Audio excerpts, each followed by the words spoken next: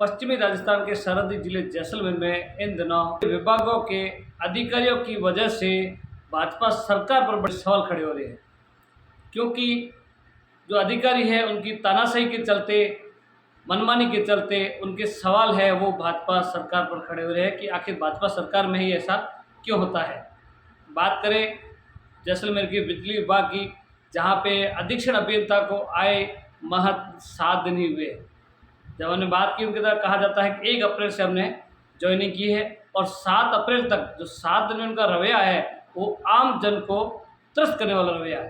नुकसान हुआ है। नुकसान क्या है, 11 की लाइन टूटी है, वो एलटी पे गिरी है और उस फेज में जितने भी घर थे उनके किसी के मीटर जले है, फ्रिज है, कूलर है, पंखा है। नुकसान महिलाओं का 2-3 अनेक करंट भी है। हम खुद जल जाते, पता नहीं कहाँ कहाँ भुटक गए हैं।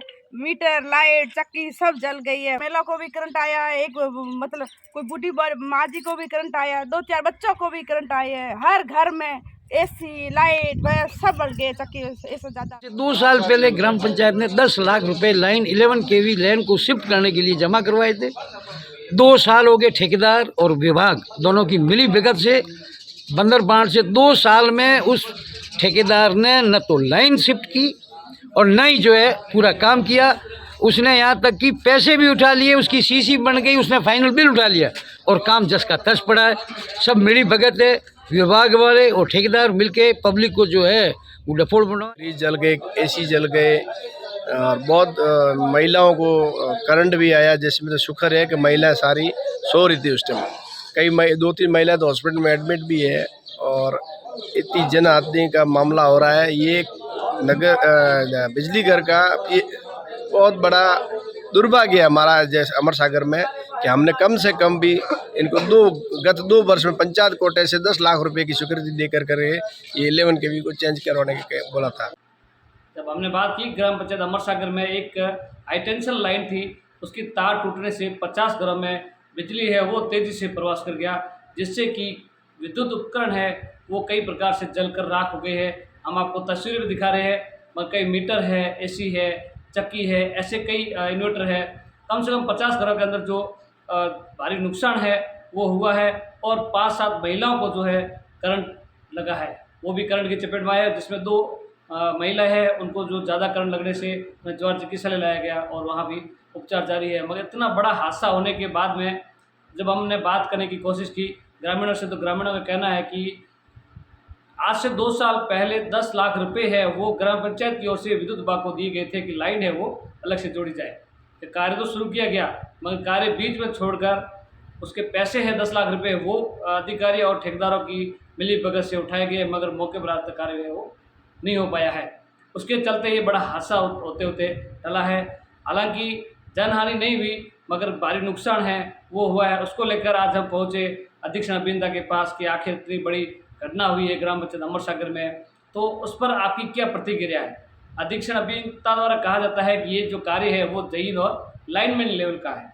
जब ग्राम पंचायत 10 लाख रुपए विद्युत विभाग को दे रही है तब तो लेवल है वो अधीक्षण अभियंता का था, मगर जब ये बड़ी घटना होती है, बड़ा हादसा होता है, उस हादसे और घटना की जिम्मेदारी है या उसकी जो लापरवाही है उसकी या जिम्मेदारी है या उसका लेवल है वो लाइनमैन और जैन का बताया जाता है। आखिर बड़े अधिकारी है वो इस तरह छोटे कर्मचारियों पर जो कार्य है वो थोप कर अपने आप को बचाने की कोशिश करते हैं। मगर सवाल ये खड़ा हो रहा है कि भाजपा सरकार में ऐसी तानाशाही अधिकारियों को जैसलमेर जिले में ही क्यों भेजा जाता है। जब हमने बात की वहाँ हम बैठे थे आधा घंटा तक, तब वहाँ पे कई परिवादी भी आए थे और वो एक एप्लीकेशन लेके आए थे, ज्ञापन लेके आए थे कि सर हमारे गाँव में कोई लाइट की प्रॉब्लम है वो है। ऐसे जैसे पहुँचे तो अधीक्षण अभियंता द्वारा कहा जाता है कि ये ज्ञापन है वो आप लाइनमैन को दीजिए, आप जैन को दीजिए, उनके थ्रू हमारे पास अपने आप आ जाएगा। ये बात करने का ढंग है, ये तरीका है, ये अपने आप में एक सवाल खड़ा करता है कि विद्युत विभाग का बड़ा अधिकारी है वो इस तरह की बात करता है, ये कहाँ तक सही है।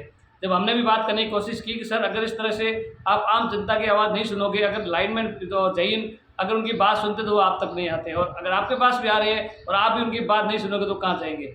इस पर जिला कलेक्टर है वो संज्ञान लेवे और भाजपा सरकार पर ये सवाल खड़ा होता है कि ऐसे अधिकारियों को जैसलमेर में क्यों चुना जाता है। जब हमने बात की तो अधीक्षण अभियंता द्वारा कहा जाता है कि इससे ज़्यादा सरकार है वो हमारी क्या करेगी, इससे आगे पाकिस्तान बॉर्डर तो पार करा नहीं सकती, भेजना यहाँ से वापस ही है तो हम वापस जाने के लिए तैयार हैं। मगर हमारा रवैया यही रहेगा, चाहे आम जनता हो, चाहे पत्रकार साथी हो, चाहे जनप्रतिनिधि हो, हमारा रवैया यही रहेगा, हमारा काम करने का तरीका यही रहेगा।